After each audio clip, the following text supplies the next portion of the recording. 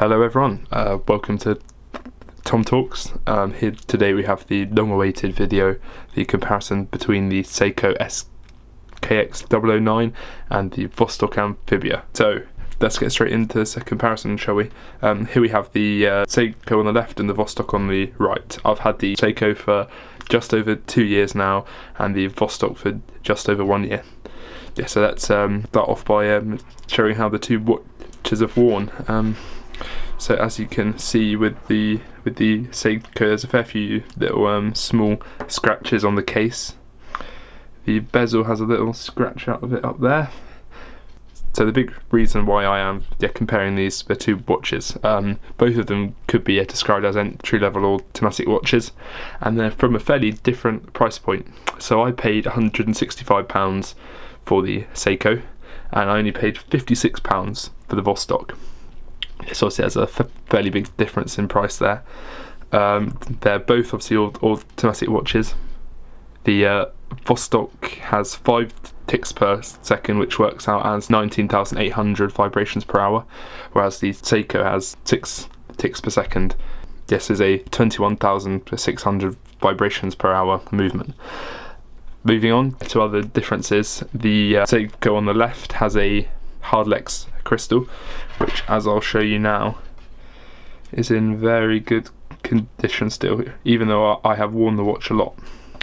Whereas on the right, the Vostok has a plexiglass, which is more of a plastic crystal as opposed to the glass on the Seiko. As you'll be able to see, it has a lot more scratches on it. But I don't necessarily see that as a bad point about the watch. When I look at the scratches, I think of obviously all the memories I've had when I've been wearing the watch. So this is the strap the Vostok came with. It's still in very good condition, even though I've worn it a lot.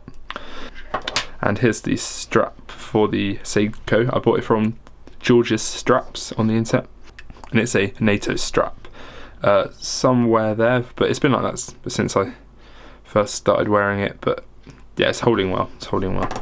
So moving on then to the main difference in features of the watch. Another reason why I am comparing these watches is because they're both 200-meter water resistant dive watches, and as such it makes it a good comparison. It's not like I'm comparing a dive watch with a, for example, dress watch. So starting off then, they both have screw down crowns.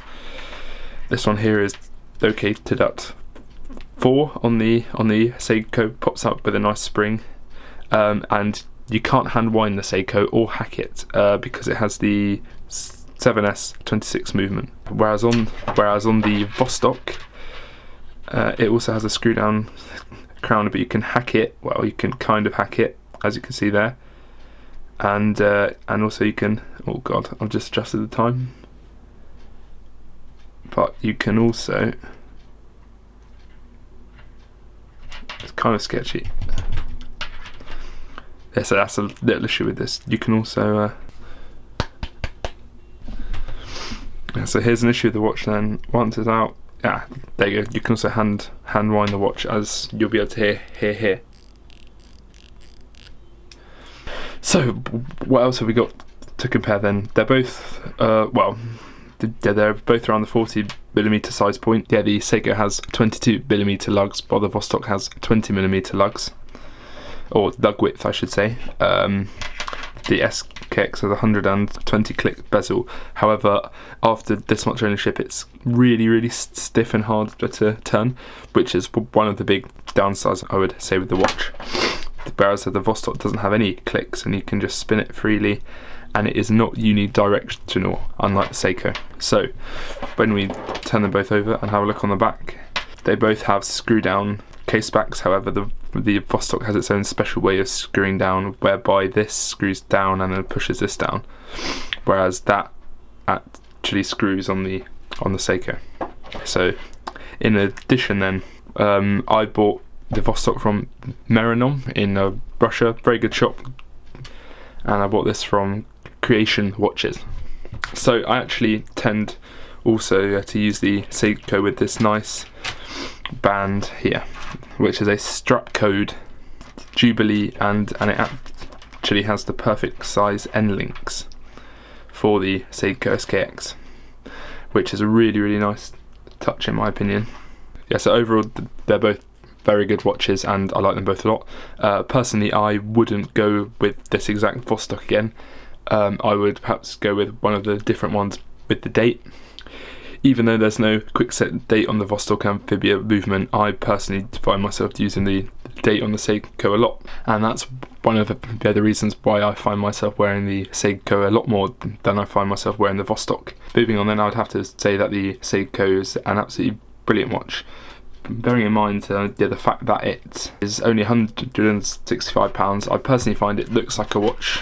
Perhaps they're from a much higher end of the scale. I actually find myself getting a lot of compliments from wearing the watch. I like to wear it on this blue nylon strap because it really allows the bezel a bit to pop, I find personally. So even though it wears more on the sides, you could easily polish that out. But again, it's a nice part of the watch to have a small amount of wear on it. So bits of the Seiko that I'm not a massive fan of, that would have to be the fact that it doesn't have hand winding. Yeah, the lack of hacking doesn't bother me at all, but the lack of hand winding really does. What else would I like to see from it? That's about it, I think. Other than that, it's a really nice watch. I really like the dial, and it has outstanding luminescence on it. There's a little luminescence to it. Yeah, it's very good, and I also find that the loom on the Seiko lasts all night, whereas on the Vostok the loom's fairly weak, I would say personally. Thank you very much for watching this video, and I hope you enjoyed it. If there's any other videos that you'd like me to make regarding both these watches, then do let me know. We have a lot more videos on the way, and I actually could do a comparison between two different Vostoks. Thanks very much for watching. Please like, subscribe and comment. Thank you, bye.